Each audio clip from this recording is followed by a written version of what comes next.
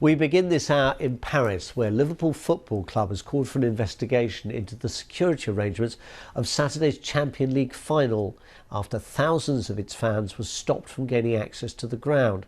Police in Paris fired tear gas and pepper spray on Saturday night at supporters as some attempted to climb over the security barriers. It delayed kick-off for more than half an hour. Liverpool went on to lose 1-0 to Real Madrid. Dan Johnson reports from Paris. These are scenes any football fan will find uncomfortable and not what you'd expect to see at the biggest European final in 2022. Thousands of supporters frustrated and angry after the French police reached quickly for the tear gas as they struggled to get everyone to their seats on time. Chaotic scenes and fans saying they feared for their safety despite having queued for hours. I've got really bad asthma and I've been tear gassed twice. I'm just really struggling.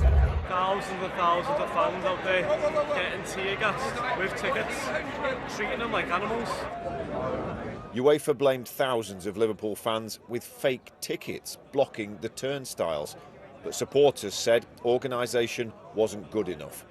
Tom was there with his disabled son Harry. The treatment of supporters by UEFA and the police is an absolute disgrace today, indiscriminately pepper spraying people queuing up with tickets to get in the ground who've arrived 2.5 hours before kick-off at the stadium and then getting charged by riot police with shields.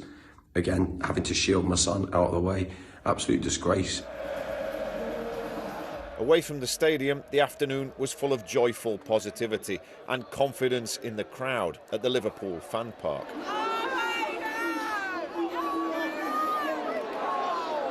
But concern over the delay gave way to the tension of the match and ultimately the disappointment of the final whistle.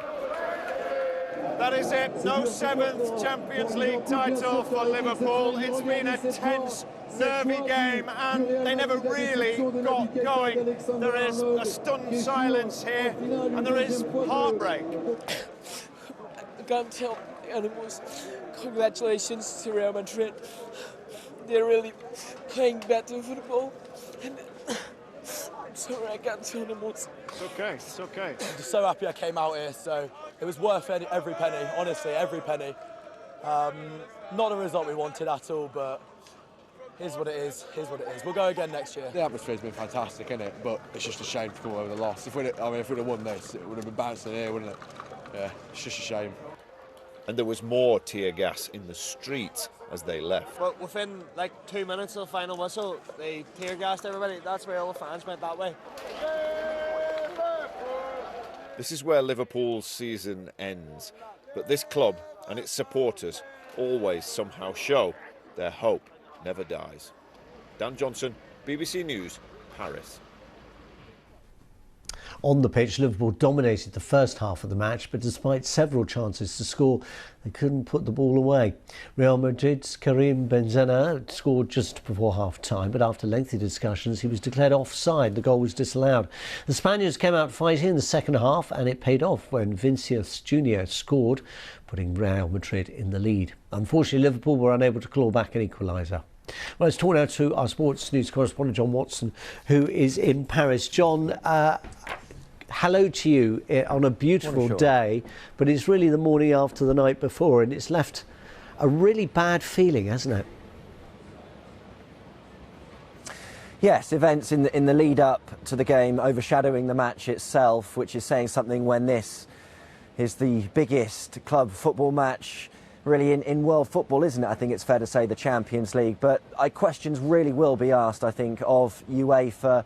Why some of those Liverpool fans were not permitted entry ahead of the game, why there was such a delay in allowing them access to the stadium, why French police saw it fit to use pepper spray and tear gas against them. Some young Liverpool fans caught up in all of that. If there were ticketless fans in there, which they were trying to sort of weed out, how were they allowed to get so close to the stadium before kick-off? I think what will probably frustrate Liverpool fans most of all is the claim from UEFA that the match was delayed because of fans arriving late to the stadium when clearly Liverpool fans had been queuing for hours outside of the ground to get in. I think that claim will be questioned by UEFA, and seemingly a lack of communication as well from those working on security, UEFA, the authorities, as to the reasons why those Liverpool fans were being kept outside the stadium and the match getting underway before many had actually managed to take the seats for such a big game in their season. It seems that there were a catalogue of errors which led to events last night, and UEFA will now respond following that request from Liverpool Football Club this morning, certainly last night, for that investigation to come now as to why fans were exposed to the treatment that they were. UEFA said in its statement, John, that it's sympathetic to those affected by the event and therefore will have this review. I heard one Liverpool fan saying, in comparison, when he was in Kiev for the final a few years back, you'll remember that match, his ticket was checked 3 times before he got anywhere near the turnstile. He says his ticket this time wasn't checked until he got to the turnstile. I mean, there could be something quite elementary wrong here, couldn't there? If you get a build-up, you suddenly get apparently fake tickets, and then people start saying, well, hang on, something wrong with this ticket, and suddenly, instead of people going through smoothly, you've got a kind of bunged up entrance.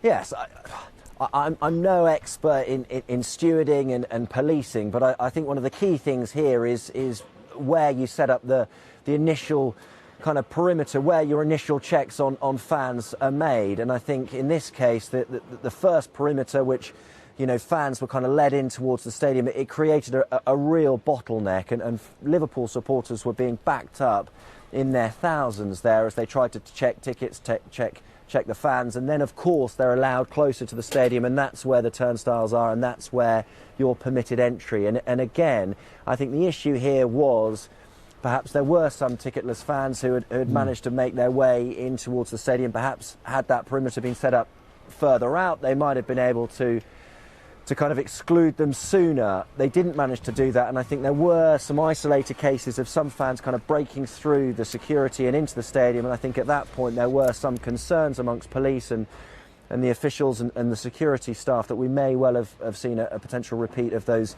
incidents that led in the lead up to the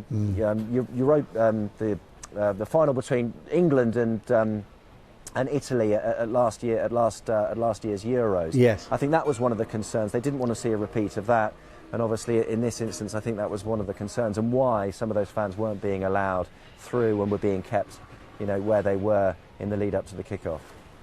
John Watson in Paris. For now, thank you very much.